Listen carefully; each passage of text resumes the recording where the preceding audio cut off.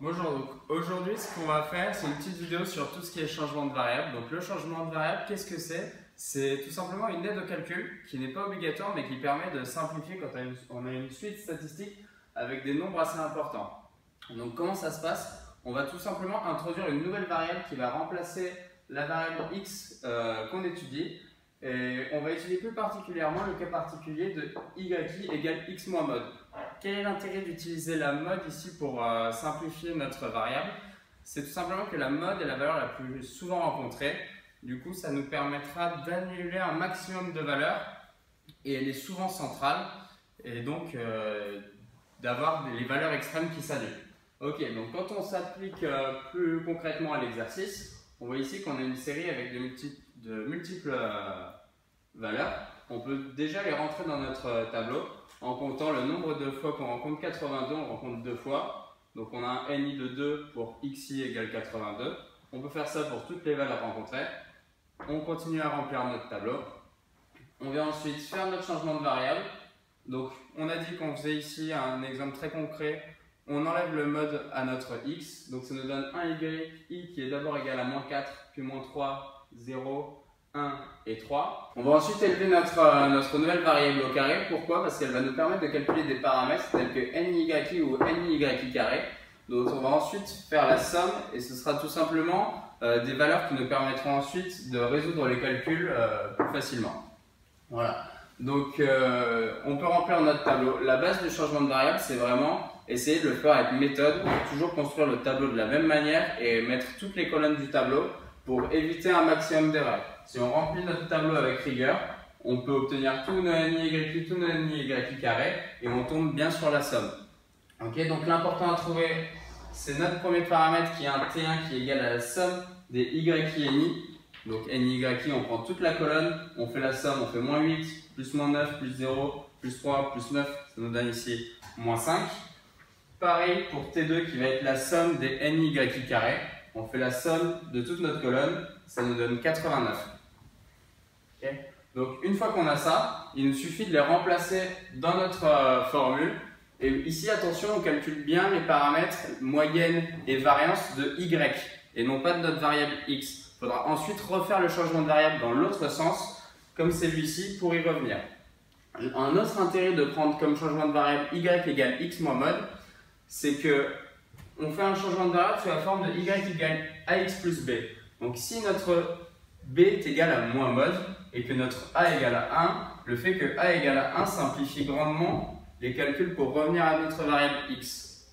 Voilà, donc ici maintenant on va calculer la moyenne de y. On a vu que notre paramètre T1 était égal à moins 5 et que notre effectif total, qui est la somme de cette colonne, est de 15. C'est aussi le nombre de valeurs qu'on rencontre dans notre série statistique.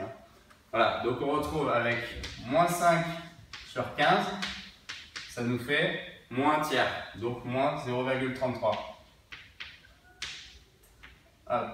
Pour calculer maintenant, ce qu'on cherche, c'est la moyenne de x. On revient ici à notre formule de changement de variable. On a dit qu'on avait pris un a égal à 1, donc ici, on s'en fout complètement. Le plus b, il est égal à moins mode, donc notre moyenne de x, elle va être égale à niy moins b, sauf que b est égal à moins mode, donc je vais l'écrire. Moyenne de x est égale à la moyenne de y plus le mode. Hop. Voilà. Donc ici on se retrouve avec une moyenne de x qui est égale au mode, la valeur la plus fréquemment rencontrée, 86, plus la moyenne de y, donc une moyenne de x de 85,66. Ok, donc maintenant, de la même manière pour la variance, on va remplacer nos paramètres avec ceux qu'on a trouvés.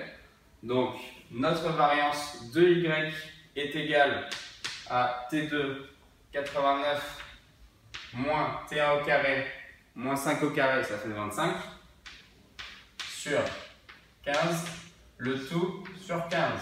Donc, les règles de priorité dans les calculs, la fraction passe d'abord. 25 divisé par 15, ça fait 5 divisé par 3, 5 tiers. 5 tiers, ça fait 1,66. on fait 89 moins 1,66, ça fait environ 87,5. On se retrouve avec environ 87,5 sur 15. Ça nous fait 60. 5,9. Hein? 5,9 environ. On va l'arrondir à 90 là. Ouais. Ça nous fait 6. On l'arrondit à 90, ça nous fait 6. 6. Non, mais je sais, oui. On l'arrondit à 90, ça nous fait 6. Voilà. Ici, on voit qu'on a un calcul un peu foireux. Donc, deux cas de figure. Soit on nous demande de calculer dans les QCM une valeur vraiment précise. À ce moment-là, la meilleure méthode, c'est de faire la division euclidienne et on trouve le résultat exact. Soit là, plus concrètement, on veut juste vous montrer la méthode. Donc, on va arrondir 87,5 à 90. Et donc, ça nous fait environ 90 divisé par 15, 6. Donc, ici, encore une fois, on a trouvé la variance de Y et on cherche celle de X. Donc, on se réfère à nos formules de changement de variable.